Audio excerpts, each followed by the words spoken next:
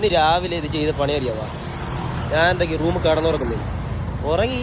എൻ്റെ റൂമിൽ എൻ്റെ ആരും മുട്ടിടും, ഡോറ് തട്ടുന്നത്. ഞാൻ എന്താക്കി ഡോറ് തുറന്നു നോക്കുമ്പോണ്ട് ഇത് എന്നോട് പറഞ്ഞു ഒന്ന് മുടി വെട്ടാൻ വരുമെന്ന് വെച്ചു. ഞാൻ പറഞ്ഞു വരാമല്ലോ, അതിനിപ്പോൾ എന്താ മുടി വെട്ടാനല്ലേ. ഞാൻ പോയടോ, പോയിട്ട് ഒരു 2 കിലോമീറ്റർ കഴിഞ്ഞ്.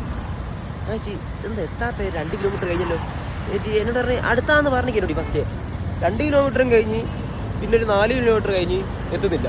ഞാൻ ചോദിച്ചു പിന്നെയും, ഞാൻ വെച്ചിട്ട് തട്ടിക്കൊണ്ടു വന്നത് എത്തുന്നില്ല. ലാസ്റ്റ് മുടി വെട്ടുന്ന ഷോപ്പിലെത്തി.